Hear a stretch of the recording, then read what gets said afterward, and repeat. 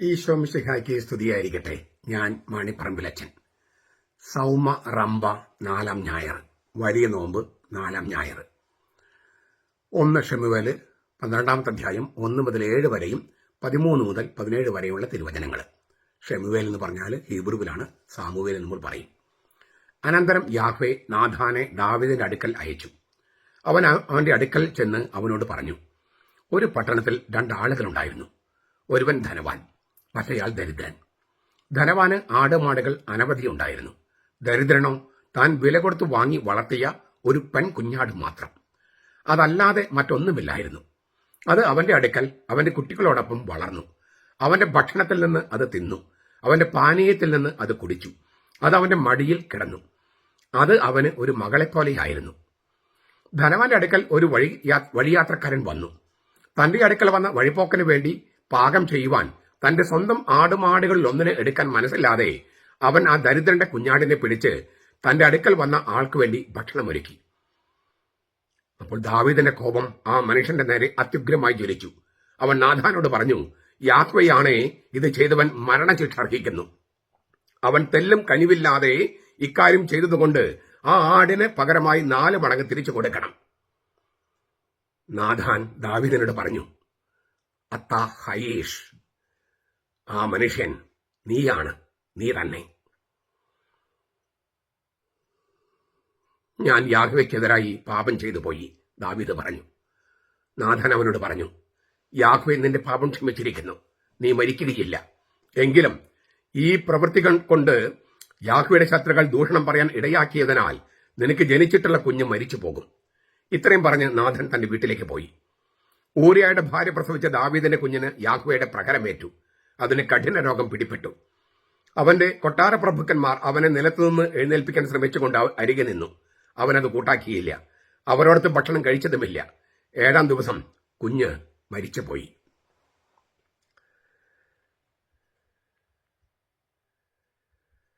നമുക്ക് വളരെ പരിചിതമായ ഒരു സംഭവവും അതേക്കുറിച്ചുള്ള നാഥാൻ പ്രവാചകൻ പറഞ്ഞ ഉപമയും ദാവീദിന്റെ പശ്ചാത്താപവും ഒക്കെയാണിത്.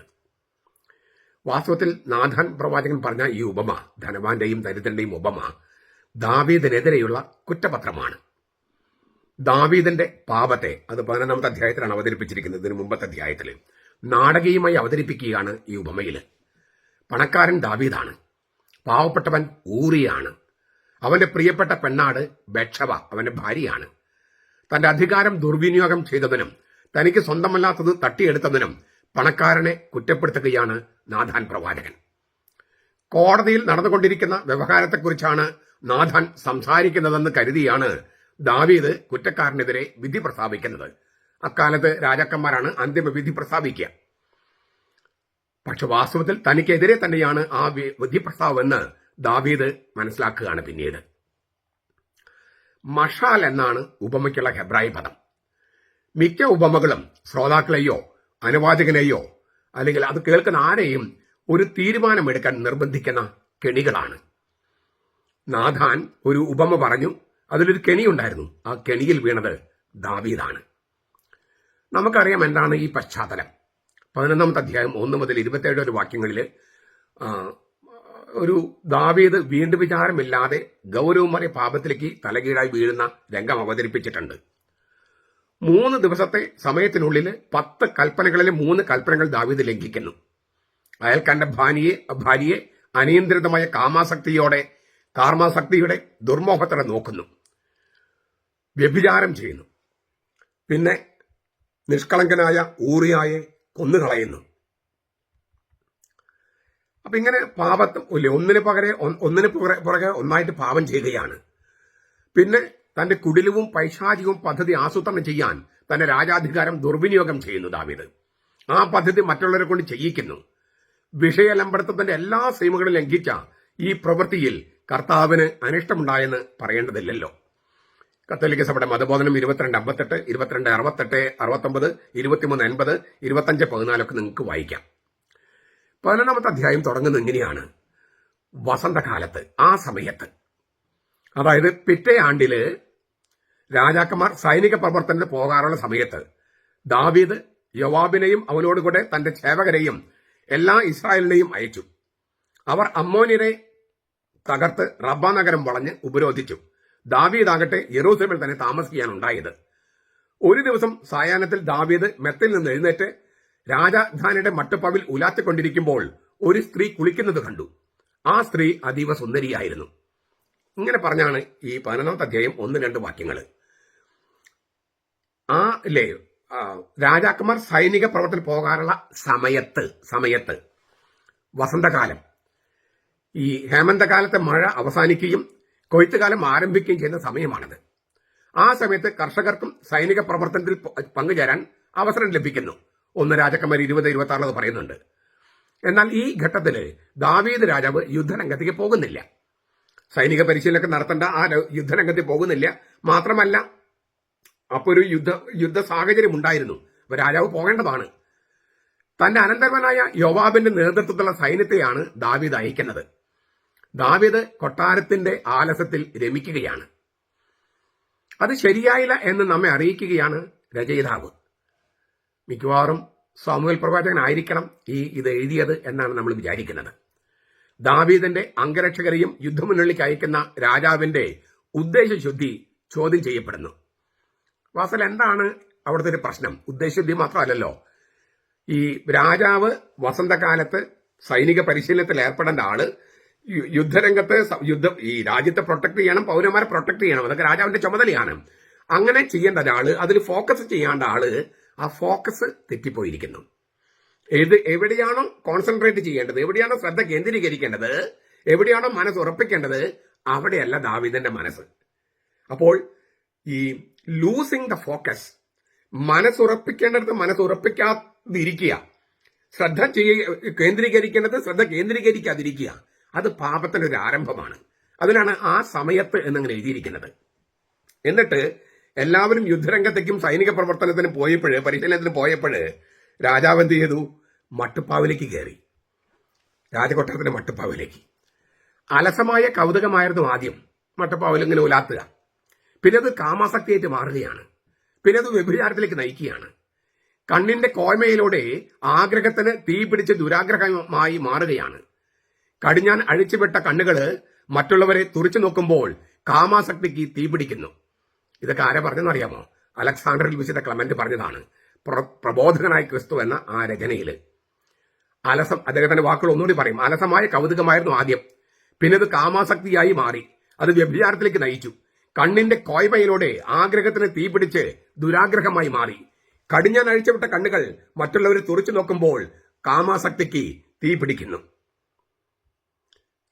ഇങ്ങനെ അപ്പോ ഒരു ഗൂഢലക്ഷ്യം ഉണ്ടായിരുന്നു. ആദ്യം പറഞ്ഞാൽ ഒരു കൗതുകമായിരുന്നു, പിന്നെ ഒരു ഗൂഢലക്ഷ്യം. എന്താണ്? അവിടെ നിന്ന് ചില കാഴ്ചകൾ കാണാം. അങ്ങനെ കാഴ്ച കണ്ടു. അപ്പോ ആദ്യം ഫോക്കസ് നഷ്ടപ്പെട്ടു. പിന്നെ ഒരു നിഗൂഢ അജണ്ട ഉണ്ടായിരുന്നു. ഉദ്ദേശശുദ്ധി നല്ലതല്ല. പിന്നെ അലസമായ കൗതുകം. പിന്നെ അത് ഒരു സ്ത്രീ കുളിക്കുന്ന ഒരു സ്ത്രീയിൽ ചെന്ന് നിൽക്കുകയാണ് ഈ കണ്ണ്. പൗരസ്ത്യരുടെ വീടിനോട് ചേർന്ന് മുറ്റമുണ്ടായിരിക്കും. നടുമുറ്റം, പിന്നാമ്പുറം, അങ്ങനെ പലതും. വീടിരിക്കുന്ന പറമ്പും വീടിന്റെ ഭാഗമായിട്ടാണ് കരുതുക. അവിടെയാണ് ബേത്ശബ വിളക്കിന്റെ വെട്ടത്തില് കുളിക്കുന്നത്. അർദ്ധനഗ്നിയായി അവൾ കുളിക്കുന്നതിൽ അശ്ലീലമൊന്നുമില്ല. അവൾ സ്വന്തം പറമ്പിലെ കുളിമുറിയിലാണ് കുളിക്കുന്നത്. പക്ഷേ മട്ടുപ്പാവിൽ നിൽക്കുന്ന ദാവീദിന് അവളെ കാണാം. കുളിപ്പുരയുടെ മുകൾ വശം തുറന്നു കിടക്കാണല്ലോ. അപ്പൊ ദാവീദിന്റെ അരമന പണിതിരിക്കുന്നത് സിയൻ കുന്നിലായത് ദാവീദിന് കാര്യങ്ങൾ എളുപ്പമാക്കി. ദാവീദിന്റെ ഈ ഒളിഞ്ഞു നോട്ടമാണ് അശ്ലീലം. ആ സ്ത്രീ അവളുടെ പറമ്പിലുള്ള കുളിമുറിയിൽ ചുറ്റും മറച്ചിരിക്കുന്ന, മുകളിൽ മറച്ചിട്ടില്ല. ആ പറമ്പിലുള്ള കുളിമുറിയിൽ കുളിക്കുന്നതിൽ അശ്ലീലമൊന്നുമില്ല. പക്ഷെ ദാവീദ് അത് മുകളിൽ നിന്ന് ഒളിഞ്ഞു നോക്കുന്നതിൽ അശ്ലീലമുണ്ട്. അശ്ലീലം ഇരിക്കുന്നത് ശരീരത്തിലല്ല, മനസ്സിലാണ്. എന്താണ് ഈ കുളി? ഋതുകാലത്തെ അശുദ്ധി മാറ്റാനുള്ള ഋതുകാലം. പീരീഡ്സ് കഴിഞ്ഞിട്ട് ആ പീരീഡ്സിന്റെ കാലം അശുദ്ധിയാണെന്നാണ്, അശുദ്ധമായ കാലം എന്നാണ് കണക്കാക്കുന്നത്. ആ അശുദ്ധി മാറ്റാനുള്ള കുളിയാണ്. 11:4 സൂചിപ്പിച്ചിട്ടുണ്ട്. ലേവ്യരുടെ പുസ്തകം 15-ാമത്തെ അധ്യായം 19 മുതൽ 30 വരെ വാക്യങ്ങളിൽ അത് പറഞ്ഞിട്ടുണ്ട്. അപ്പോൾ അവളുടെ പീരീഡ്സ് കഴിഞ്ഞിട്ട്, ഋതുകാലം കഴിഞ്ഞിട്ട് അശുദ്ധി മാറ്റാനുള്ള കുളിയാണ്. ഈ സ്ത്രീ അതീവ സുന്ദരിയായിരുന്നു. ദാവീദിനെ അവിടുന്ന് കണ്ടെടുക്കാൻ കഴിഞ്ഞില്ല. അവളുമായിട്ട് ഈ സ്ത്രീയെ ആസക്തിയോടെ നോക്കുന്നവൻ അവളുമായി വ്യഭിചാരം ചെയ്തു കഴിഞ്ഞു എന്നാണ് കർത്താവ് യേശുമിശിഹായെ പഠിപ്പിക്കണേ. വ്യഭിചാരം ചെയ്യരുത് നിങ്ങളുടെ പൂർവികരോട് പറഞ്ഞിട്ടുണ്ട്. പക്ഷെ ആ പ്രവൃത്തി എങ്ങനെയാണ് സംഭവിക്കുന്നത്? ആ പ്രവൃത്തിയിലേക്ക് നയിക്കുന്ന സംഗതി എന്ന് പറയുന്നത് കാമാസക്തിയുള്ള തുറിച്ചു നോട്ടമാണ്. അപ്പോൾ കാമാസക്തിയോടെ നോക്കി അവളുമായി ഹൃദയത്തിൽ വ്യഭിചാരം ചെയ്ത് കഴിഞ്ഞാൽ ദാവീദ് പിന്നെ പദ്ധതികൾ ആവിഷ്കരിക്കുകയാണ്. ദാവീദ് 3-ാമത്തെ വാക്യം അതാ പറയുന്നത്. ദാവീദ് ആളയച്ച് ആ സ്ത്രീയെക്കുറിച്ച് അന്വേഷിച്ചു. അവൾ ഏലിയാമിന്റെ മകളും ഹിത്യനായ ഊറിയായുടെ ഭാര്യയുമായ ബേത്ശബയാണ് എന്നറിഞ്ഞു. അന്വേഷിച്ചു എന്ന് പറഞ്ഞാൽ ആരാഞ്ഞു, ആരാണെന്ന് ആരാഞ്ഞു. മുമ്പ് പലപ്പോഴും ദൈവികതം ആരാഞ്ഞിരുന്ന ദാവീദാണ് ഇപ്പോൾ തിന്മയ്ക്ക് പഴുതുണ്ടോ എന്ന് ആരായുന്നത്. പല പ്രാവശ്യം പറഞ്ഞിട്ടുണ്ട് ദൈവികതം ആരായുന്ന ദാവീദിനെ കുറിച്ച് പറഞ്ഞിട്ടുണ്ട്. 1 ശമൂവേൽ 2:1, 5:19, 5:23 ഇപ്പോൾ തിന്മ ചെയ്യാൻ പഴുതുണ്ടോ എന്ന് ആരായുകയാണ് ദാവീദ്. ആരാണ് ബേത്ശബ? ബത്ശേബ. ആ പെണ്ണ്, ആ സ്ത്രീ ഊരിയായുടെ ഭാര്യ എന്നൊക്കെ പല പ്രാവശ്യം ആവർത്തിച്ചിട്ടുണ്ട് ഇവിടെ. അവൾ ദാവീദിന്റെ തല്ലെന്ന് വീണ്ടും വീണ്ടും വ്യക്തമാക്കുകയാണ്. അതായത് ബത്ശേബ എന്ന് പറഞ്ഞാല് എലിയാമിന്റെ മകളും ഹിത്യനായ ഊറിയായുടെ ഭാര്യയുമാണ്. മാത്രമല്ല അവൾ മറ്റൊരുവന്റെ സ്വന്തമാണ്. എന്ന് വെച്ചാൽ ഊറിയായുടെ ഭാര്യയാണെങ്കിൽ അവന്റെ സ്വന്തമാണ്. ഇത് 11:5, 11:11, 1 ശമൂവേൽ 11:26, 26, 12:10, 12:15 ഇത് ആവർത്തിച്ചിട്ടുണ്ട്. ഊറിയായുടെ സ്വന്തം ഭാര്യയാണത്, വേറൊരുത്തന്റെ ഭാര്യയാണ്. ഹിത്യനായ ഊറിയ എന്നാണ് പറഞ്ഞത്. അതായത് ഇസ്രായേലിനല്ല ഈ ഊറിയ, ഹിത്യക്കാരനാണ്. പുറജാതിക്കാരനാണെങ്കിലും ദാവീദിന്റെ സൈന്യത്തിൽ വീര പോരാളിയായിട്ട് എണ്ണപ്പെട്ടവനാ. ഈ പാകിസ്ഥാനെതിരെ യുദ്ധം ഉണ്ടായെന്ന് വിചാരിക്കുക. ഇന്ത്യയിൽ ഒരു പാകിസ്ഥാനി ഇന്ത്യൻ പട്ടാളത്തിൽ ചേർന്ന് പാകിസ്ഥാനെതിരെ യുദ്ധം ചെയ്താൽ, ഒരു പാകിസ്ഥാനി ഇന്ത്യൻ പട്ടാളത്തിൽ ചേർന്ന് പാകിസ്ഥാനെതിരെ യുദ്ധം ചെയ്യുക എന്ന് വിചാരിക്കുക. എന്തുമാത്രം ഇല്ലേ കൂറാണ് ഇന്ത്യയോടുള്ളത്. അതുപോലെ ഒരു മനുഷ്യനാണ്. പുറജാതിക്കാർക്കെതിരെയാണ് ദാവീദ് യുദ്ധം ചെയ്യുന്നത്.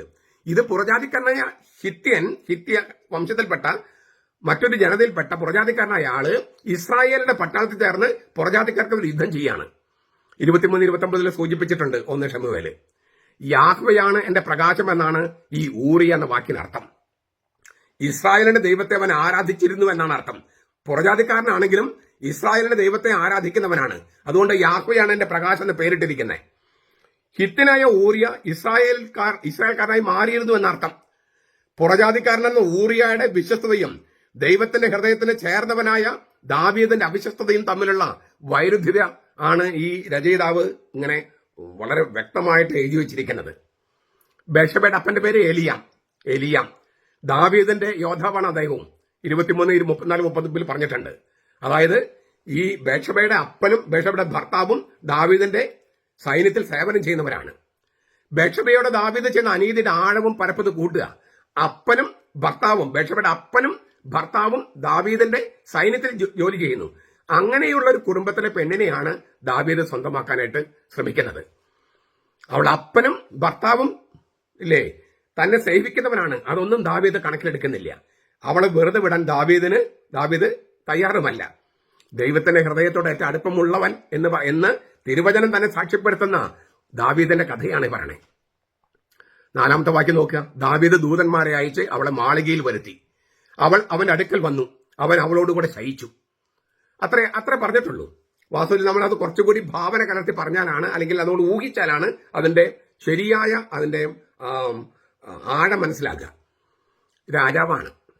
രാജാവാണ് ഈ പെണ്ണിനെ വിളിച്ചിരിക്കുന്നത്. ബേത്ശബ എന്ന പറഞ്ഞ പെണ്ണിനെ വിളിച്ചിരിക്കുന്നത്. എന്റെ കൂടെ കിടക്കൂ എന്നാണ് രാജാവ് പറയണേ. അവൾ എന്തായിരിക്കും പറഞ്ഞുണ്ടാവുക? I cannot be unfaithful to my husband. എന്റെ ഭർത്താവിനെ വഞ്ചിക്കാൻ എനിക്ക് കഴിയില്ല എന്നവൾ പറഞ്ഞു കാണും. പക്ഷേ nor can I say no to my lord. My lord എന്ന് പറഞ്ഞാൽ അവിടെ രാജാവിനോട് നോ പറയാനും എനിക്ക് കഴിയില്ല. നോ പറഞ്ഞാൽ രാജാവിനെ കൊല്ലാനുള്ള അധികാരമുണ്ട്. ഈ യൂസ് ഗ്ലാഡി എന്ന് പറയുന്ന കൊല്ലാനുള്ള അധികാരം രാജാവിനാണ്. രാജാവിനോട് നോ പറഞ്ഞാൽ അവളെ കൊന്നുകളയും. അപ്പോ മരണത്തിനും പിശാചിനും ഇടയിലാണ് അവൾ നിൽക്കുന്നത്. നിസ്സഹായാവസ്ഥയാണ്. നമുക്കറിയാം പലപ്പോഴും ഇല്ലേ അവൾക്കങ്ങനെ നോ പറയാമായിരുന്നില്ല എന്നൊക്കെ നമ്മൾ വാദിക്കും. മരിയ ഗോരത്തെ പോലെ എല്ലാവർക്കും പെരുമാറാൻ പറ്റുമോ? പറ്റില്ല. കാരണം ഇപ്പൊ നമ്മൾക്ക് ഒരു ആധുനിക സാഹചര്യം നോക്കുക. വീട് പണയം വെച്ച് ഒരു ജോലി സമ്പാദിക്കുന്നു, അങ്ങനെ കമ്പനി പോകുന്നു. അവിടെ മുതലാളിക്ക് വിധേയപ്പെട്ടില്ലെങ്കിൽ ജോലി കണ്ടിന്യൂ ചെയ്യാൻ പറ്റില്ല. ഇട്ടെറിഞ്ഞു പോയാൽ കുടുംബം മൊത്തം ആത്മഹത്യ ചെയ്യേണ്ടി വരും. അപ്പൊ ഒരു നിസ്സഹായാവസ്ഥയുണ്ട്. ഈ ജോലിക്കാർക്ക്, താഴെയുള്ളവർക്ക്, സബോർഡിനേറ്റ്സിന് ഒരു നിസ്സഹായാവസ്ഥയുണ്ട്. അത് ചൂഷണം ചെയ്യുകയാണ്. പ്രജകളെ സംരക്ഷിക്കേണ്ട രാജാവ് പ്രജകളുടെ നിസ്സഹായാവസ്ഥ ചൂഷണം ചെയ്യുന്നു. അതാണ് ഈ അവസ്ഥ. അതിനാൽ അവള് രാജാവിനോടൊപ്പം കിടന്നു. പിന്നെ പറയാണ്, അവൾ ഋതുസ്നാനം കഴിഞ്ഞിരുന്നതേ ഉള്ളൂ. അതാണ് അവൾ കുളി പറഞ്ഞത്. ഈ ഋതുസ്നാനം കഴിഞ്ഞ് കുളിക്കുമ്പോഴാണ് ദാവീദ് കണ്ടത്. അതുകൊണ്ട് തന്നെ പീരീഡ്സ് കഴിഞ്ഞു, ഓവലേഷൻ തുടങ്ങി ആ സമയമായിരുന്നു. അതുകൊണ്ട് അവൾ തന്റെ വീട്ടിലേക്ക് മടങ്ങിപ്പോയെങ്കിലും അവൾ ഗർഭം ധരിച്ചു. ദാവീദുമുള്ള ബന്ധത്തിൽ ഗർഭം ധരിച്ചു. താൻ ഗർഭിണിയായിരിക്കുന്നു എന്ന വിശേഷം അവൾ ദാവീദിനെ അറിയിച്ചു. ദാവീദിനെ ഞെട്ടിക്കുന്ന വിശേഷമാണത്. നാണക്കേടും ശിക്ഷയും ഒഴിവാക്കാൻ, രാജാവിന്റെ നാണക്കേടും ശിക്ഷയും ഒഴിവാക്കാൻ തിന്മയുടെ മറുവടികൾ തേടുകയാണ്. ഇത് ഇല്ലേ, അവൾ ഗർഭിണിയാണെന്നുള്ളത് ഞെട്ടലോടെയാണ് ദാവീദ് കേൾക്കുന്നത്. ദാവീദ് എന്ത് ചെയ്തു? അപ്പോൾ ദാവീദ് ഹിത്തനായ ഊറിയായി തന്റെ അടുക്കലേക്ക് അയക്കാൻ സൈന്യത്തലവനായ യോവാബിന് കൽപ്പന കൊടുത്തയച്ചു. യോവാബ് ഊറിയായി തന്റെ ദാവീദിന്റെ അടുക്കലേക്ക് അയച്ചു. ഊറിയ തന്റെ അടുക്കൽ വന്നപ്പോൾ ദാവീദ് യോവാബിന്റെയും പട്ടാൾക്കാരൻ ക്ഷേമവും യുദ്ധത്തിന്റെ അവസ്ഥയൊക്കെ ചോദിച്ചറിഞ്ഞു. പിന്നെ ദാവീദ് ഊറിയായോട് പറഞ്ഞു, നീ വീട്ടിൽ ചെന്ന് കാല് കഴുകുക. ഊറിയ കൊട്ടാരത്ത് പുറപ്പെട്ടപ്പോൾ രാജാവിന്റെ സമ്മാനം അവന് പിന്നാലെ എത്തി. ഈ എത്രയോ നല്ലവനാണ് രാജാവെന്നാണ് ഊറിയ വിചാരിക്കുന്നത്. സാധാരണ ഒരു പട്ടാളക്കാരൻ സംസാരിക്കുന്ന രാജാവെന്ന് ഇറങ്ങി വരില്ല. സൈന്യത്തലവനിലൂടെയാണ് പട്ടാളക്കാരോട് സംസാരിക്കുക. ഇപ്പോഴും പ്രോട്ടോകോളൊക്കെ അങ്ങനെ തന്നെയാണ്. പ്രധാനമന്ത്രി സാധാരണ ഒരു പട്ടാളക്കാരൻ നേരിട്ട് സംസാരിക്കുന്നുമില്ല, പ്രസിഡന്റും ഇല്ല. അതൊക്കെ പ്രോട്ടോകോൾ അനുസരിച്ച്. പക്ഷെ ഇവിടെ ദാവീദ് ഇറങ്ങി വന്നൊരു സാധാരണ പട്ടാളക്കാരനെ സ്വീകരിക്കുക. എത്ര നല്ല രാജാവാണ് എനിക്കുള്ളതെന്നൊക്കെയാണ് ഊറിയ വിചാരിക്കുന്നത്. ദാവീദ് എന്താ പറഞ്ഞത്? നീ കാല് കഴുകാം എന്ന് വെച്ചാൽ നീ വീട്ടിൽ ചെന്ന് ഭാര്യയുമായി ശയിക്കുക എന്നതിനുള്ള ഒരു മംഗളോക്തിയാണിത്. നീ കാല് കഴുകാന്ന് പറഞ്ഞാൽ വീട്ടിൽ ചെന്ന് ഭാര്യയുമായിട്ട് ശയിക്കുക. യുദ്ധത്തിന് പോകുന്നവരെ ഭാര്യയുമായി ശയിക്കരുത് എന്ന നിയമം പാലിക്കാനായി രാജകൽപ്പന അവഗണിക്കുകയാണ് ഊറിയ. അതായത് അങ്ങനെ പറഞ്ഞെങ്കിലും യുദ്ധത്തിന് പോകുന്നവര് ഭാര്യയുമായി കിടക്കാൻ പാടില്ലെന്നാണ്. രാജാവ് പറയുന്നത് അത് സാരമല്ലേ, നീ യുദ്ധത്തിനകത്ത് വരികയല്ലേ, അതുകൊണ്ട് നീ പൊയ്ക്കോ. രാജാവാണ് കൽപ്പിക്കുന്നത്. രാജാവാകട്ടെ തുടർച്ചയായി ദൈവകൽപ്പന ലംഘിച്ചുകൊണ്ടിരിക്കുക. ഈ ഊറിയായോ രാജാവ് ഇങ്ങനെ പറഞ്ഞെങ്കിലും ഈ യുദ്ധത്തിന് പോകുന്നവര് ഭാര്യയുമായി കിടക്കാൻ പാടില്ലെന്ന് നിയമം പാലിക്കാൻ വേണ്ടി ഭാര്യയുടെ അടുത്ത് പോകുന്നില്ല. എന്തിനാ ഭാര്യയുമായി ശയിക്കാൻ പറഞ്ഞത്? ഇവിടെ ഗർഭിണിയായിട്ട് ദിവസങ്ങളായിട്ടുള്ളൂ. ഈ ഊറിയ ചെന്ന് കിടന്നാൽ ഭർത്താവാണ് ബേത്ശബയുടെ. അപ്പോ ഈ ബേത്ശബ ഊറിയയുടെ കൂടെ കിടന്നാൽ, ഭർത്താവിന്റെ കൂടെ കിടന്നാൽ ആ ഗർഭത്തിന്റെ ഉത്തരവാദിത്തം ഊറിയയിൽ തന്നെ കെട്ടിവെക്കാം. ഇതാണ് ദാവീദ് ഉദ്ദേശിക്കുന്നത്. ഈ ഊറിയ രാജകൊട്ടന് പോകുമ്പോഴേക്കും സമ്മാനങ്ങളുമായിട്ട് ഊറിയയുടെ വീട്ടില് രാജസേവകന്മാരെത്തി. രാജാവിന്റെ കൊട്ടാരത്തിൽ വിശേഷപ്പെട്ട ആഹാരത്തിന്റെയും മറ്റും ഓഹരി ദാവീദ് ഊറിയയ്ക്ക് കൊടുത്തയക്കുകയാണ്. സുഭിക്ഷമായ സായാഹ്ന ഭക്ഷണവും പ്രേമോദാരമായ രാത്രിയും ഒരുക്കുകയാണ് ഊറിയയ്ക്കും ബേത്ശബയ്ക്കും ദാവീദ് രാജാവ്. അതായത് അവന് പ്രേമം പ്രണയമൊക്കെ തോന്നണം, സുഭിക്ഷമായി ഭക്ഷണം വേണം. അങ്ങനെ ഒരു ഉത്സവ പ്രതീതിയില് ഈ ഊറിയ തന്റെ ഭാര്യയായ ബേത്ശബയുടെ കൂടെ കിടക്കാനുള്ള ഒരു അന്തരീക്ഷം ഒരുക്കുകയാണ് ദാവീദ്. അങ്ങനെ തന്റെയാണ് കുഞ്ഞെങ്കിലും അതിന്റെ ഉത്തരവാദിത്തം ഈ ഊറിയയിൽ കെട്ടിവെക്കാനുള്ള ശ്രമം നടത്തുകയാണ്. ഊറിയാകട്ടെ തന്റെ വീട്ടിൽ പോയില്ല. യജമാനന്റെ കൊട്ടാരം കാവൽക്കാരോടൊപ്പം രാജധാനിയുടെ പടിപ്പുരയിൽ കിടന്നുറങ്ങി. അവന് എവിടെ കിടന്നാലും ഉറക്കം വരും. ദാവീദിന് ഉറക്കമേ ഇല്ല. വലിയ രാജകീയ കട്ടിലും ഒക്കെ ഉണ്ട്, പക്ഷെ ഉറക്കമില്ല ദാവീദിന്. ഈ ഊറിയയ്ക്ക് എവിടെ കിടന്നാലും ഉറക്കം വരും, കാരണം അവന് പാപം ചെയ്തിട്ടില്ല. അവൻ ഊറിയ വീട്ടിൽ പോയില്ല എന്നറിഞ്ഞപ്പോൾ ദാവീദ് ഊറിയായിട്ട് ചോദിച്ചു, നീ യാത്ര കഴിഞ്ഞ് വന്നവനല്ലേ, വീട്ടിലേക്ക് പോകാതിരുന്ന് എന്തുകൊണ്ട്? ഊറിയ ദാവീദിനോട് പറഞ്ഞു, പേടകവും ഇസ്രായേലും യഹൂദായും യുദ്ധമുന്നണിയിൽ കൂടാരങ്ങൾ വസിക്കുന്നു. എന്റെ യജമാന യോവാബും യജമാന്റെ സേവകരും പുറത്ത് യുദ്ധരംഗത്ത് പാളയമടിച്ചിരിക്കുന്നു. അങ്ങനെ ഇരിക്കെ ഞാൻ തിന്നാനും കുടിക്കാനും എന്റെ ഭാര്യയുമായി ശയിക്കാനും എന്റെ വീട്ടിൽ കടക്കുകയോ? അങ്ങയുടെ ജീവനാണേ, ഞാനത് ചെയ്യില്ല. ഇസ്രായേൽക്കാർ യുദ്ധത്തിന് പോകുമ്പോൾ ഒക്കെ ഈ താൽക്കാലിക കൂടാരം, ദൈവം വസിക്കുന്ന താൽക്കാലിക കൂടാരം യുദ്ധമുന്നണിയിൽ കൊണ്ടുപോകുമായിരുന്നു ആ പേടകം. കാരണം കർത്താവാണ് യുദ്ധം ചെയ്യുന്നത്, കർത്താവിന്റെ സാന്നിധ്യം വേണം. എന്നിട്ട് പറയാ, അങ്ങനെ എല്ലാവരും യുദ്ധരംഗത്തായിരിക്കുമ്പോൾ ഞാൻ ഭാര്യയുമായി ശയിച്ച് സുഖിക്കുന്നത് ശരിയാണോ? ഞാൻ പറഞ്ഞല്ലോ, യുദ്ധരംഗത്ത് പോകുന്ന പട്ടാളക്കാര് ലൈംഗികമായിട്ട് ബന്ധപ്പെടാൻ പാടില്ല, ഉപവാസം പാലിക്കണമെന്നാണ്. 1 ശമൂവേൽ 21:4-5 വാക്യങ്ങളില്. ഈ പട്ടാളക്കെട്ട് ഉപേക്ഷിക്കാൻ ഊറിയ തയ്യാറല്ല. ഊറിയ നിയമങ്ങളോട് വിശ്വസ്തത പാലിക്കുന്നു. ദാവീദ് കൽപ്പന ലംഘിക്കാൻ കരുക്കൾ നീക്കുന്നു. പല പ്രാവശ്യം രാജാവ് പറഞ്ഞിട്ടും ഊറിയ വീട്ടിൽ പോയില്ല. എന്തേ? അയാളെ വല്ലതും സംശയിച്ചിരുന്നോ? അതോ അദ്ദേഹത്തിന്റെ വിശ്വസ്തതയുടെ ആഴമോ? നമുക്കറിഞ്ഞുകൂടാ. ഏതായാലും കഥയിൽ അങ്ങനെയൊക്കെ ഉണ്ട്. അപ്പോൾ ദാവീദ് ഊറിയായോട് പറഞ്ഞു, നീ ഇന്നും ഇവിടെ താമസിക്കുക, നാളെ ഞാൻ നിന്നെ പറഞ്ഞയക്കാം. അങ്ങനെ ഊറിയ അന്നും ജെറൂസലേമിൽ താമസിച്ചു. പിറ്റേന്നാൾ ദാവീദ് അവനെ ക്ഷണിച്ചു. അവൻ അവന്റെ മുമ്പാകെ ഭക്ഷിക്കുകയും പാനം ചെയ്യുകയും ചെയ്തു. ദാവീദ് അവനെ കുടിച്ച് മത്തനാക്കി. എന്നിട്ടും അവൻ വീട്ടിൽ പോയില്ല. രാജഭൃത്തന്മാരുടെ കൂടെ തന്റെ വിരിപ്പിൽ കിടന്നുറങ്ങി. രാജാവിന്റെ കൂടെ ഭക്ഷണം കഴിക്കാൻ ക്ഷണിക്കുകയാണ്. പ്രധാനമന്ത്രിയുടെ കൂടെ, പ്രസിഡന്റിന്റെ കൂടെയൊക്കെ ഭക്ഷണം കഴിക്കാൻ ശ്രമിക്കുമ്പോൾ അതിനകത്ത് കെണിയുണ്ടോ എന്നൊക്കെ നമ്മൾ ചിലപ്പോൾ പേടിക്കേണ്ടി വരും. ഇവിടെ ഭക്ഷണം കഴിക്കാൻ, രാജാവിനോടൊപ്പം ഭക്ഷണം കഴിക്കാൻ ഒരു സാധാരണ പട്ടാളക്കാരൻ ക്ഷണിച്ചിരിക്കുന്നു. അവനെ കുടിച്ച് ഉന്മത്തനാക്കിയിരിക്കുന്നു. ഇച്ചിരി വീഞ്ഞെല്ലാം കുടിച്ച് ഉന്മത്തനായി കഴിഞ്ഞാൽ ഭാര്യയുടെ കൂടെ കിടക്കുമെന്നാണ്, ഊറിയെ കിടക്കുമെന്നാണ് ദാവീദ് വിചാരിക്കണേ. പക്ഷെ അവൻ ഇതൊക്കെ, ഈ ഭക്ഷണവും രാജഭക്ഷണവും എല്ലാം കഴിഞ്ഞിട്ടും കുടിച്ച് ഉന്മത്തനായിട്ടും പോയില്ല. അവൻ രാജഭൃത്തന്മാരുടെ കൂടെ വിരിപ്പിലും കിടന്നുറങ്ങി. ദാവീദിന് കാര്യം മനസ്സിലായി. ഊറിയ പോകില്ല, വീട്ടിലേക്ക് പോകില്ല, ബേർശബയുടെ കൂടെ കിടക്കില്ല.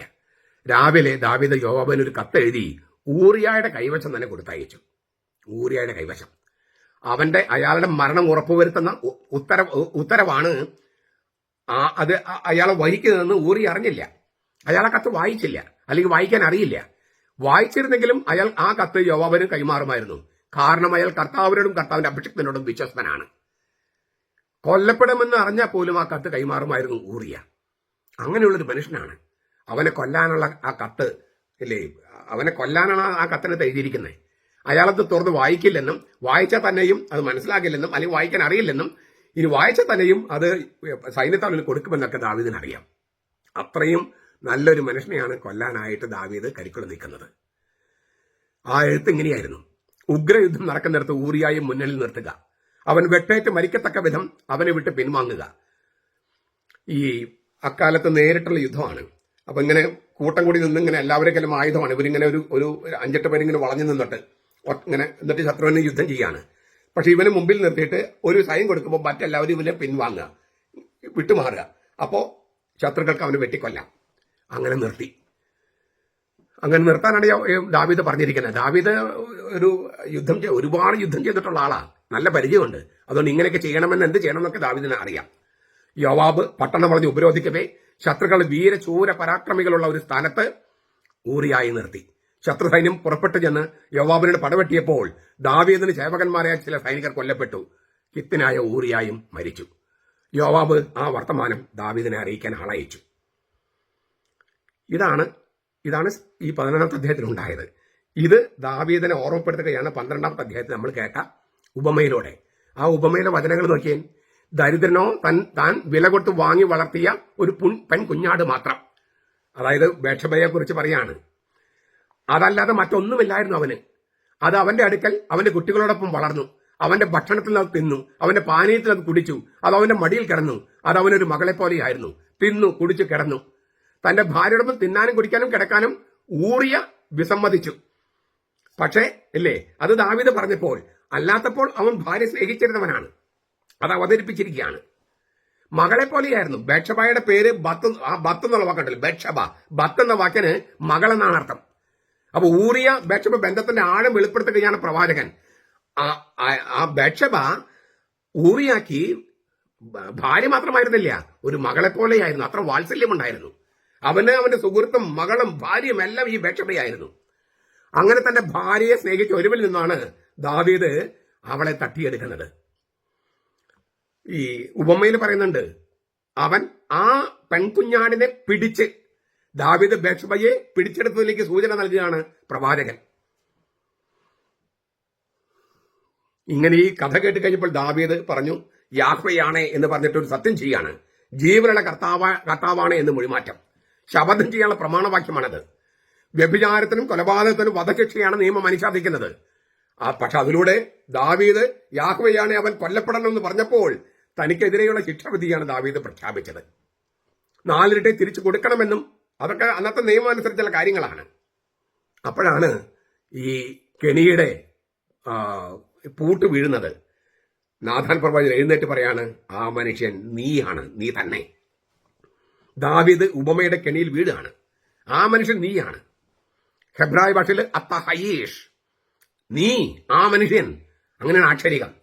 വളരെ ശക്തവും പരുഷവുമായ വാക്കുകളാണിത്. നീയാണ് ആ മനുഷ്യൻ. പ്രവാചകന്റെ ആരോപണത്തിന്റെ വിരൽ രാജാവിന് നേരെയാണ് തിരിഞ്ഞിരിക്കുന്നത്. ദാവീദിന് മേൽ കർത്താവിന്റെ ന്യായവിധിയാണ് നാഥാൻ പ്രവാചകൻ പ്രഖ്യാപിക്കുന്നത്. ഇരുണ്ട ദിനങ്ങൾ ദാവീദിനെ കാത്തിരിക്കുന്നുവെന്ന് പ്രവചിക്കുകയാണ്. ഊറിയാക്കെതിരെ ദാവീദ് ഉപയോഗിച്ച അക്രമത്തിന്റെ വാള് ഇനി മുതൽ ദാവീദിന്റെ ഭവനത്തിനെതിരെ തിരിഞ്ഞിരിക്കും. ദാവീദ് രാജാവിന്റെ 3 പുത്രന്മാർ കൊല്ലപ്പെടുന്നു: അമ്നോൻ, അബ്ശലോം, അദോനിയ. തിന്മയുടെ തല വെട്ടിത്തിരിഞ്ഞ് ദാവീദിന്റെ കുടുംബത്തിന്മേൽ ആഞ്ഞടിക്കും. ദാവീദിനെതിരെ സ്വന്തം മകനായ അബ്ശലോം വിമത പ്രവർത്തനം നടത്തുന്നതോടെ അത് സംഭവിക്കുകയാണ്. ഇസ്രായേൽ മുഴുവൻ കാണുകയെ ദാവീദിന്റെ വെപ്പാട്ടികളുമായി ശയിക്കുന്ന അബ്ശലോമിലൂടെ നാഥാന്റെ വാക്കുകൾ പൂർത്തിയാകുകയാണ്. നിന്റെ ഭാര്യമാരുമായി പകൽ വെളിച്ചത്തിൽ വേറെ ആളുകൾ കിടക്കുമെന്ന് പറഞ്ഞിട്ടുണ്ട്. നാഥാൻ പ്രവാചകൻ ദാവീദിനോട് പറഞ്ഞിട്ടുണ്ട്. കർത്താവിന് തന്റെ ജീവിതത്തിൽ നിന്ന് പുറംകാലുകൊണ്ട് തൊഴിച്ചു മാറ്റിയതിന്റെ വേദനാജനകമായ തിക്തഫലങ്ങളാണ് സഹനങ്ങളെന്ന് ഈ കഷ്ടപ്പാടിലൂടെ ദാവീദ് പഠിക്കുകയാണ്. നിന്റെ യജമാനയുടെ ഭാര്യമാരെ ഇല്ലേ, പ്രാചീന ലോകത്തെ ഒരു രീതിയാണത്. ഇളമുറ തമ്പുരാന് തന്റെ മുൻഗാമിയുടെ സിംഹാസനവും അധികാരവും മാത്രമല്ല ലഭിക്കുക, അദ്ദേഹത്തിന്റെ ഭാര്യ സംഘത്തെ, ഹാരം എന്ന് പറയുന്ന ഭാര്യ സംഘത്തെയുമാണ് ദാവീദിനുമായി ലഭിച്ചിട്ടുണ്ട്. ദാവീദിന് മുൻഗാമിയായ സാവൂളിനും ഭാര്യയും വെപ്പാട്ടിയും ഉണ്ടായിരുന്നു. ദാവീദ് ഇവരെല്ലാം വിവാഹം ചെയ്തെന്നോ അവരുമായി ലൈംഗിക ബന്ധത്തിൽ ഏർപ്പെട്ടെന്നോ അർത്ഥമുണ്ടാകണമെന്നില്ല. പക്ഷെ ദാവീദിന് അധികാരത്തിന് കീഴിലായിരുന്നു അവരെല്ലാം. അവരെ സംരക്ഷിക്കാനോ മറ്റാർക്കെങ്കിലും കൊടുക്കാനോ ദാവീദിന് അധികാരമുണ്ടായിരുന്നു. യാഹ്വേ ദാവീദിന് അനേകം ഭാര്യമാരെ കൊടുത്തതുപോലെയാണ് അള്ളാഹു മുഹമ്മദ് നബിക്ക് അനേകം ഭാര്യമാരെ നൽകിയതെന്ന് ചില മുസ്ലിം സഹോദരന്മാർ വാദിക്കുന്നുണ്ട്. അത് ശരിയല്ല. നിയമാവർത്തനം 17:17 യാഹ്വേ പറയുന്നത് രാജാവിന് അനേകം ഭാര്യമാർ പാടില്ലെന്നാണ്. ഒരു മനുഷ്യൻ ഒരു ഭാര്യ, അതാണ് ദൈവത്തിന്റെ നിയമവും നിലപാടും. ഉൽപ്പത്തി പുസ്തകത്തിൽ പറഞ്ഞിട്ടുണ്ട്. ചിലരത് ലംഘിച്ചിട്ടുണ്ട്. ആ ലംഘിച്ചത് പാപമാണ്. ആ പാപമാണ് ദൈവം നിശ്ചയിച്ചത് എന്ന് പറഞ്ഞ്, അള്ളാഹു നിശ്ചയിച്ചെന്ന് പറഞ്ഞ്, പാപം ദൈവം നിശ്ചയിച്ചു, അള്ളാഹു നിശ്ചയിച്ചു എന്ന് പറഞ്ഞ് ദൈവത്തെ മോശക്കാരനാക്കരുത്, ദൈവത്തെ പാപിയാക്കാൻ ശ്രമിക്കരുത്. ദൈവത്തിന്റെ കൽപ്പന ലംഘിച്ചവരെയാണോ ഈ നബി അനുകരിക്കേണ്ടത്? അത് തെറ്റാണെന്ന് പറയല്ലേ വേണ്ടേ? ദൈവകൽപ്പന ലംഘിച്ചവരെ കൽപ്പന ലംഘിച്ചു, അത് ദൈവം അനുവദിച്ചിട്ടാണ്, ദൈവം കൽപ്പിച്ചിട്ടാണ് കൽപ്പന ലംഘിച്ചതെന്നും പറയരുത്. ദൈവത്തെ പാപിയാക്കാൻ ശ്രമിക്കരുത്. നബി ശ്രമിച്ചത് അങ്ങനെയാണ്. നമ്മുടെ തെറ്റുകളെയും കുറ്റങ്ങളെയും ന്യായവൽക്കരിക്കാൻ അനേകം തിരുവചനങ്ങളെ കൂട്ടുപിടിക്കുക, അത് ശരിയായ രീതിയല്ല. അപ്പോഴാണ് നമ്മൾ 2ാം പ്രമാണം ലംഘിക്കുന്നത്. ദൈവത്തിന്റെ തിരുനാമം വൃഥ ഉപയോഗിക്കാന്ന് പറഞ്ഞതിന്റെ അർത്ഥം അതാണ്. ക്രിസ്തുധർമ്മത്തിന്റെ സ്ഥാപകൻ പാപിയായ ദാവീദല്ല, പാപമില്ലാത്ത യേശുവാണ്. പാപിയായ ദാവീദും പാപിയായ മുഹമ്മദും രക്ഷ പ്രാപിക്കേണ്ടത് യേശുവിലൂടെയാണ്. മനുഷ്യന് സ്വയമേവ ദൈവത്തിന് മുമ്പിൽ നീതിമാന്മാരായിരിക്കാൻ കഴിയില്ലെന്നാണ് ദാവീദും മുഹമ്മദും ലോകത്തിലെ സകല മനുഷ്യരും തെളിയിക്കുന്നത്. മുകളിൽ നിന്ന്, സ്വർഗത്തിൽ നിന്ന് വന്നവന്റെ കൈ പിടിച്ചേ പാപമെന്ന വാരിക്കുഴിയിൽ നിന്ന് മുഹമ്മദിനാണെങ്കിലും ദാവീദിനാണെങ്കിലും നമുക്കാണെങ്കിലും രക്ഷ പ്രാപിക്കാനാകും. സ്വാഭാവികമായിട്ട് നിങ്ങൾക്കൊരു ചോദ്യം വരാം, ഈ കുഞ്ഞെന്തിനാ മരിച്ചത്? ദാവീദിന്റെ കുഞ്ഞെന്തിനാ മരിച്ചു പോയത്? ദാവീദിന്റെ പാപത്തിലെ പരിഹാരം ഈ കുഞ്ഞിന്റെ ജീവനാണ്. ബത്ശബയ്ക്ക് നഷ്ടപ്പെട്ടത് സ്വന്തം കുഞ്ഞിന്റെ ഉയിരാണ്. കുഞ്ഞിന്റെ മരണം വാസ്തവത്തിൽ അമ്മയുടെ മരണവുമാണ്. അമ്മമാർക്ക് അറിയാലോ, അത് അപ്പന്റെ മരണവുമാണ്. ദാവീദിന്റെ പാപത്തിന്റെ തിക്തഫലം അനുഭവിക്കാൻ വിധിക്കപ്പെടുന്നത് ആ കുഞ്ഞാണ്. ആ കുഞ്ഞിന് ദൈവം കൊടുത്ത ലക്ഷ്യം പൂർത്തിയായിരിക്കുന്നുവെന്നും മനസ്സിലാക്കാം. കുഞ്ഞ് എന്ത് പിഴച്ചു എന്ന് ചോദിക്കാം. പക്ഷെ കുഞ്ഞ് സ്വയം അങ്ങ് ഉണ്ടായതല്ലല്ലോ, അപ്പന്റെയും അമ്മയുടെയും പാപത്തിൽ നിന്നുണ്ടായതാണ്. കുഞ്ഞിന്റെ മരണം അപ്പനും അമ്മയ്ക്കും വരുത്തുന്ന വേദനയാണ് അവരുടെ പാപത്തിലുള്ള ശിക്ഷ. പാപത്തിന്റെ കുറ്റവും പാപത്തിൽ ലഭിക്കുന്ന താൽക്കാലിക ശിക്ഷയും തമ്മിൽ അന്തരം കാണുകയാണ്. ഇവിടെ ദാവീദിന് പാപം കർത്താവ് ക്ഷമിക്കുന്നു, എന്നാൽ വ്യക്തിപരമായ പല നഷ്ടങ്ങളും ദാവീദിനുണ്ടായി. ആ സഹനത്തിലൂടെ ദാവീദ് കടന്നുപോയി. അങ്ങനെ ശുദ്ധീകരണം സംഭവിക്കണമെന്ന് കർത്താവ് നിശ്ചയിക്കുകയാണ്. നിന്റെ വീടിന് മുകളിൽ ഒരു വാൾ തൂങ്ങിക്കിടക്കുമെന്നാണ് നാഥാൻ പ്രവാചകൻ പറഞ്ഞത്. നമ്മൾ 13ാം അധ്യായം വായിച്ചു നോക്കുക. അവിടെ ഈ ദാവീദിന്റെ ആദ്യജാതനാണ് അമ്നോൻ. ദാവീദിന് വേറൊരു ഭാര്യയുണ്ടായ മക്കളാണ് അബ്ശലോമും താമാറും. താമാർ അതീവ സുന്ദരിയായിരുന്നു. ഈ അമ്നോന് താമാറിനോട് അനുരാഗം. എന്റെ കൂടെ കിടക്കുമെന്ന് അവൻ പറഞ്ഞുകൊണ്ടിരുന്നു. അവള് പറഞ്ഞു, അത് നിവൃത്തിയില്ല, നീ എന്നെ കല്യാണം കഴിക്കൂ. നിന്നെ കല്യാണമൊന്നും കഴിക്കണ്ട, നീ എന്റെ കൂടെ കിടന്നാൽ മതി. ഇപ്പൊ ഇല്ലയോ ആൾക്കാർ കല്യാണം കഴിക്കാതെ സഹവസിക്കാന്ന് പറഞ്ഞ പരിപാടി. കല്യാണം എന്ന് വെച്ചാൽ റിസ്ക് ആണ്, ഉത്തരവാദിത്തമാണ്, സ്വാതന്ത്ര്യം പോകും, മക്കളുണ്ടായ പ്രശ്നമാണ്. അതുകൊണ്ട് കൂടെ കഴിഞ്ഞാൽ മതി. ഇത് അന്ന് തൊട്ട് തുടങ്ങിയിട്ടുള്ളതാണ്. അവള് സമ്മതിച്ചില്ല. ഒരു ദിവസം അവൻ സ്നേഹിതൻ പറഞ്ഞു, അമ്നോനോട് പറഞ്ഞു, നീ പനിയാണെന്ന് അഭിനയിച്ച് കിടക്കുക, എന്നിട്ട് താമാറിനോട് അടയുണ്ടാക്കിയിട്ട് മുരളി കൊണ്ടുവരാനായിട്ട് ദാവീദിനോട് അപ്പനോട് പറ. അവന്റെ ഈ തട്ടിപ്പും വെട്ടിപ്പും അറിയാത്ത ദാവീദ് അവൻ പനി പിടിച്ച് കിടക്കാന്ന് അഭിനയിച്ചപ്പോ താമാറിനോട് പറഞ്ഞു, അവനെന്തെങ്കിലും ഉണ്ടാക്കി കൊണ്ട് കൊടുക്ക്, അടയുണ്ടാക്കി കൊടുക്ക്, അതാണ് ഇഷ്ടം. അങ്ങനെ ഇവൾ അടയുമായിട്ട് അമ്നോന്റെ മുറി ചെന്നപ്പോൾ അവൻ അവിടെ വെച്ച് ബലാത്സംഗം ചെയ്തു. അവളെ നിർബന്ധിച്ചു, ശരിക്കും ബലാത്കാരം ചെയ്തു. അത് കഴിഞ്ഞപ്പോൾ അവിടെ എഴുതിയിരിക്കുകയാണ്, ഈ ലൈംഗിക ബന്ധം കഴിഞ്ഞപ്പോൾ അവൻ എന്തുമാത്രം സ്നേഹത്തോടെ അവളെ സ്നേഹിച്ചുവോ അതിന്റെ ഇരട്ടിയായിട്ട് അവൾ വെറുത്തു. ലൈംഗിക ബന്ധം കഴിഞ്ഞപ്പോൾ അവൾ വെറുക്കാൻ തുടങ്ങി. എന്താണ് ഇങ്ങനെ ഈ ലൈംഗിക ബന്ധം സംഭവിച്ചത് നമുക്ക് അറിഞ്ഞുകൂടാ. അത് കൈപ്പേറിയ അനുഭവമായിരുന്നു. സമ്മതമില്ലാതെയും ബലാത്കാരമായും ചെയ്താൽ ഇതാണ് സംഭവിക്കുക. നീ get out from my room എന്നാണ് അവൻ പറഞ്ഞത്. നീ എന്റെ മുറിയിൽ നിന്ന് പുറത്തു പോകുക. അവള് മുട്ടിൽ വീണ് അവനോട് പറഞ്ഞു, ഇപ്പോഴെങ്കിലും നീ കല്യാണം കഴിക്കാൻ സമ്മതിക്കൂ. നീ എന്നെ ബലാത്കാരമായി പ്രാപിച്ചു, പോട്ടെ, ഇപ്പോഴെങ്കിലും നീ എന്നെ കല്യാണം കഴിക്കൂ. ഈ നാണക്കേട് ഒഴിവാക്കാം. നിന്നെ ആർക്ക് കല്യാണം കഴിക്കണം, നീ ഇറങ്ങിപ്പോടിയെന്ന് പറഞ്ഞ് അവൻ അംഗരക്ഷകരും പിടിച്ചായിട്ട് ഇവളെ പുറത്താക്കി. അവള് കരഞ്ഞുകൊണ്ട് ദാവീദിന്റെ അടുത്ത് ചെന്നു. ദാവീദ് കുറെ ദേഷ്യപ്പെട്ടെങ്കിലും മൂത്ത മകനല്ലേ ചെയ്തെന്ന് വെച്ചിട്ട് നടപടി എടുത്തില്ല. സ്വന്തം പെങ്ങള്, അതായത് താമാറിന്റെ സ്വന്തം ആങ്ങളെയാണ്, നേരാങ്ങളെയാണ് അബ്ശലോം. അബ്ശലോം ഒന്നും മിണ്ടിയില്ല, പക്ഷെ അവനെല്ലാം കണക്ക് കൂട്ടി. 2 കൊല്ലം കഴിഞ്ഞു. ബാർലി കൊയ്ത്ത് എന്ന് പറഞ്ഞ വലിയൊരു ഉത്സവമാണ്. അബ്ശലോം എല്ലാവരും ക്ഷണിച്ചു. ദാവീദ് പോയില്ല. അമ്നോൻ ഇതൊക്കെ ഈ കാര്യമൊക്കെ മറന്നതുകൊണ്ട് അമ്നോൻ കൊയ്ത്തുത്സവത്തിന് പോയി. അവിടെ വെച്ച് അമ്നോന് കുടിക്കാൻ കൊടുത്തു. കുടിച്ച് ഉന്മത്തനായപ്പോൾ അബ്ശലോം അമ്നോനെ കൊന്നു. സഹോദരനെ കൊന്നു. ഈ ദാവീദിന് ആദ്യത്തെ കുഞ്ഞ് മരിച്ചു. അതിന് പകരം കിട്ടിയതാണ് ശലോമോൻ എന്ന് പറഞ്ഞ സോളമൻ. ഇതാണ് ഈ കഥ. ഈ ദാവീദിന്റെ കുടുംബത്തിന് ഇങ്ങനെ വാള് തൂങ്ങിക്കിടക്കാണ് അന്നും ഇന്നും ഇപ്പോഴും. ഇപ്പൊ ഇസ്രായേൽ യുദ്ധം നടക്കുന്നു അല്ലേ, ചുറ്റുമുള്ള എല്ലാ അറബ് രാജ്യങ്ങളും ഇസ്രായേലിനെതിരെ. എന്നാലും അവർ വീഴ്ത്താൻ പറ്റില്ല. ഈ ദാവീദിന് 7-ാമത്തെ അധ്യായത്തിൽ കൊടുത്താണെന്നതിന് സിംഹാസനം എന്നേക്കും നിലനിൽക്കും. അത് ക്രിസ്തുവിൽ പൂർത്തിയായി. ഇപ്പോഴത്തെ പറയുന്ന യുദ്ധമൊന്നും അല്ല ഉദ്ദേശിക്കുന്നത്. എങ്കിൽ പോലും വാള് ദാവീദിന്റെ കൊട്ടാരത്തിന് മുകളിൽ ഇങ്ങനെ തൂങ്ങിക്കിടക്കാണ് അന്നും ഇന്നും. എന്താണ് ഈ കഥയിലൂടെ, അല്ലെങ്കിൽ ഇത് കഥയല്ല, ഈ ഉപമയാണ്, പക്ഷേ സംഭവത്തിലൂടെ പഠിപ്പിക്കുന്നത്. ഒന്നാമത്, ഈ സാമൂഹ്യ പ്രവാചകനായിരിക്കും ഇതൊക്കെ എഴുതിയത്, പക്ഷേ പബ്ലിഷ് ചെയ്യുന്നത് സോളമന്റെ കാലത്താണ്. ശലോമോൻ, അതായത് ദാവീദിന്റെ മകൻ, ഈ പകരം കിട്ടിയ കുഞ്ഞിന്റെ. ബൈബിളിൽ ഏറ്റവും ബുദ്ധിജീവി എന്ന് പറയുന്ന ആളാണ് ഈ സോളമൻ. സോളമന് വേണമെങ്കിൽ സ്വന്തം അപ്പന്റെ ഈ പാപത്തിന്റെ കഥ പബ്ലിഷ് ചെയ്യാതെ ഇരിക്കാമായിരുന്നു. എന്തുകൊണ്ടാണ് സോളമൻ പബ്ലിഷ് ചെയ്യാൻ തീരുമാനിച്ചത്? ഈ സംഭവം നമ്മളൊന്ന് പരിശോധിച്ച് നോക്കിയാൽ, ദൈവത്തിന്റെ ഹൃദയത്തോട് അടുപ്പമുള്ളവൻ എന്നാണ് ദാവീദിനെ കുറിച്ച് പറയുന്നത്. ദൈവത്തിന്റെ ഹൃദയത്തോട് അടുപ്പമുണ്ടായിരുന്നവൻ.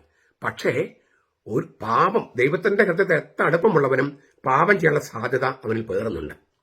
നിങ്ങളിൽ ഒരാൾ എന്നെ ഒറ്റിക്കൊടുക്കുമെന്ന് കർത്താവ് അന്ത്യത്താഴത്തിൽ വെച്ച് പറഞ്ഞപ്പോൾ യൂദാസ് മാത്രമല്ല കർത്താവിനോട് ചോദിച്ചത്, അത് ഞാനോ എന്ന്. മറ്റെല്ലാവരും ചോദിച്ചു. എന്ന് വെച്ചാൽ അവർക്കെല്ലാം ഒറ്റിക്കൊടുക്കാനുള്ള ഒരു വാസന അവരിലെല്ലാം ഉണ്ട്, നമ്മിലുണ്ട്. അപ്പൊ ഈ ദാവീദിന്റെ സ്വന്തം അപ്പന്റെ കഥയെല്ലാം വായിച്ചപ്പോൾ സോളമൻ ഒരു കാര്യം മനസ്സിലായി. ആദാമിനെയും ഹവ്വയുടെയും കഥ നോക്കിയേ, അത് മറ്റേ ഒരുപാട് സാമ്യമുണ്ട്. ആദാം ഹവ്വ ദൈവത്തിന്റെ കൽപ്പനകൾ ഒന്നിന് പുറകെ ഒന്നായിട്ട് ലംഘിച്ചു. എന്ത് സംഭവിച്ചു? അവരുടെ മക്കളില് 2 മക്കള് കായേൻ ആബേലിനെ കൊന്നു. ഇവിടെ അബ്ശലോം അമ്നോനെ കൊന്ന പോലെ. ദാവീദിന്റെ കുഞ്ഞ് മരിച്ചുപോയി. അവിടെ ഹാബേലിന് പകരം സേത്തിന് കിട്ടി. ഇവിടെ ഈ മരിച്ചുപോയി കുഞ്ഞിന് പകരം സോളമന് കിട്ടി. അപ്പോൾ ആദാം തുടങ്ങി ലോകാവസാനം വരെയുള്ള മനുഷ്യരുടെ കഥ ദാവീദിന്റെ ചരിത്രത്തിലുണ്ട്. നമ്മുടെ കഥയാണ് ദാവീദിന്റെ കഥ. നമ്മൾ ദൈവത്തിന് വളരെ പ്രിയപ്പെട്ടവരാണ്, അവന്റെ ഹൃദയത്തിന് വളരെ അടുപ്പമുള്ളവരാണ്. പക്ഷെ നമ്മൾ എന്തുമാത്രം പാപം ചെയ്യാൻ സാധ്യതയുണ്ട്, പാപം ചെയ്തിട്ടുണ്ട്. അതിനാൽ പാപം ചെയ്യാനുള്ള സാധ്യതയുണ്ടെന്നും, പക്ഷെ പാപമല്ല അവസാനത്തെ വാക്കെന്നും പശ്ചാത്തപിച്ചാൽ ഈ പിന്നീട് നമ്മൾ വരുന്നത്, ഈ നിങ്ങൾ രാജാക്കന്മാരുടെ പുസ്തകം, ദിനവൃത്താന്ത പുസ്തകം വായിച്ചാൽ അറിയാം, എല്ലാ രാജാക്കന്മാരെയും അളക്കുന്നത് ദാവീദ് എന്ന രാജാവ് എന്ന മാനദണ്ഡം ഉപയോഗിച്ചിട്ടാണ്. ഈ ഒരു കാര്യത്തിലൊക്കെ ദാവീദ് എല്ലാ കാര്യത്തിലും സൂപ്പറായിരുന്നു. ഒരൊറ്റ പ്രാവശ്യം വീണുപോയി. പക്ഷെ ആ വീണുപോയതിലൂടെ ഒരു കാര്യം നമ്മൾ അറിയിക്കുകയാണ്, ദൈവത്തിന്റെ ഹൃദയത്തോട് അടുപ്പമുള്ള സകലരും പാപം ചെയ്യാനുള്ള സാധ്യതയുണ്ട്, പാപം ചെയ്തു പോകാം. പക്ഷെ പാപമല്ല അവസാനത്തെ വാക്ക്, കൃപയാണ്. ദൈവത്തിന്റെ കൃപ, ദൈവത്തിന്റെ കാരുണ്യം. നമ്മൾ ഏറ്റു പറഞ്ഞാൽ, കുമ്പസാരിച്ചാൽ ക്ഷമിക്കും.